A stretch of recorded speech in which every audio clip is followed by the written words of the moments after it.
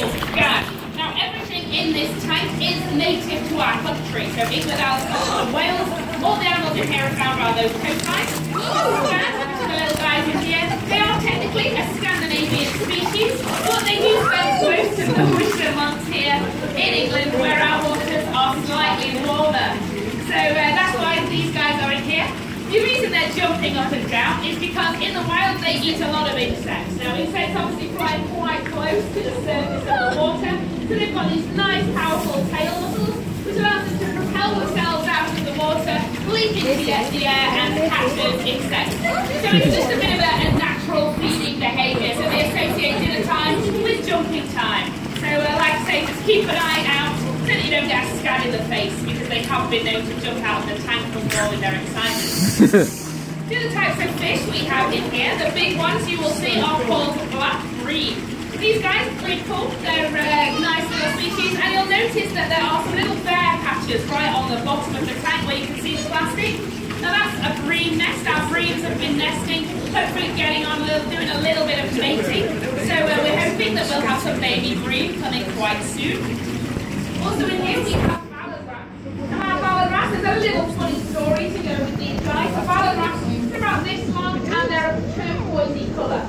Now when we first got them, we got a nice breeding pair. We got a male who was a nice turquoisey colour and a female who was a nice pinky purpley colour. Now we got them, like I say, to breed, so we put them in here together, and he was very keen on the old breeding side of things. So he would build her a nice nest, sit in the middle of it, show off. She would decide she wasn't good enough and swim away. So we built a brand new nest, sit in the middle of it, giving it all of this, and she still wouldn't be interested. In the end, she got so fed up with his advances that she turned into a male and built her own nest. We have two male ballad rats in here. They seem to get on really well now as little buddies rather than as boyfriend and girlfriend. But there's a little fun story for you. The old fish can do this quite a lot. So like I say, the ballad rat changed from female to male.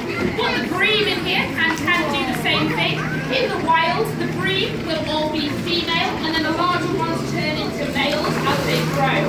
So the bigger ones are all males, which causes a bit of a problem because obviously we fish bream. So what happens is all the larger males are caught, leaving the females nothing to breed with. So that's one of the little conservation issues we're trying to tackle at the minute. Now since our rays are giving us such a good show, let's talk a little bit about these guys. These two that you can see here, these are thornback rays. Now if you look really closely along their tops, you'll see lots of little spikes, which is where they get the name thornback. They're different colours because obviously we have different coloured sands around the UK. They generally will blend into the sands that they're born in, and obviously they use that as a bit of camouflage.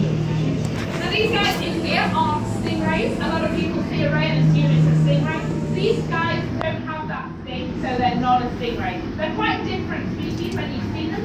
Ones you might have already seen, they are on this far side. You'll see them again as you go around our aquarium. They are stingrays. You'll notice that they spend most of their day swimming around in the water, and at the base of their tail, they've got a little spike. It's around 2 inches long, and it sits right at their bottom, so that's what they use as their sting. Whereas these guys will spend, when they're not showing off that is, most of their time sitting at the bottom of the ocean, using their camouflage as a form of defence. And they also, like I say, will spend most of the time lying down as opposed to swimming. So that's how to tell really easily a difference between a ray and a stingray. Now these guys, we've got 13 species of ray in the UK alone. The thornback is our probably most common ray, and the other type we have in here is our painted ray, and they're our most endangered species. So the painted rays, they're a little bit larger, they're generally paler in colour, and they've got nice long white stripes all down them. It looks like someone's got a paintbrush and sort of wiggled it all over them. This is where they get the name painted rays from. Now if you look under the surface of the water, you'll see lots of little brown parcels.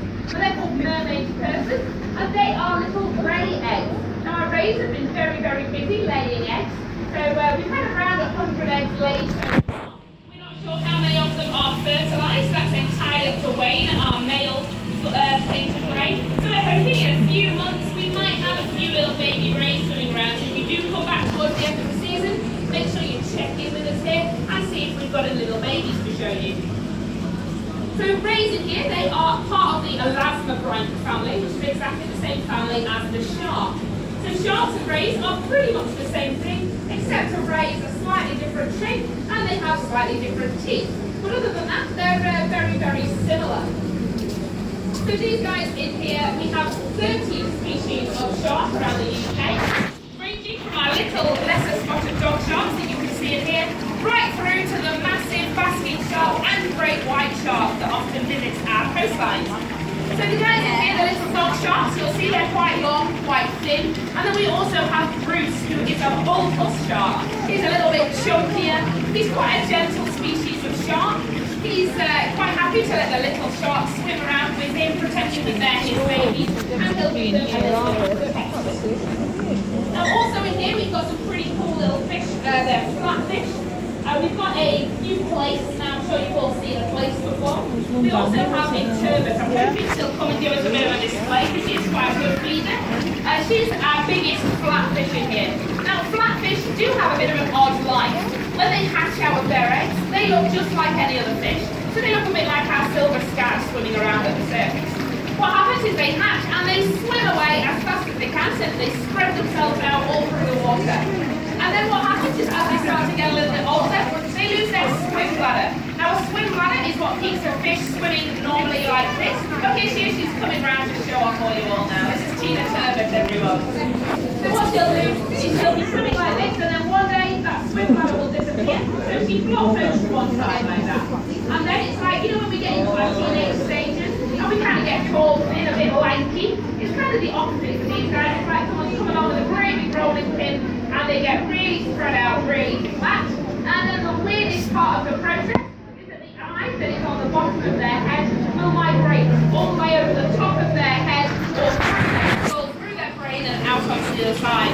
So both eyes are on the same side, and it means that it gives them much, much better vision.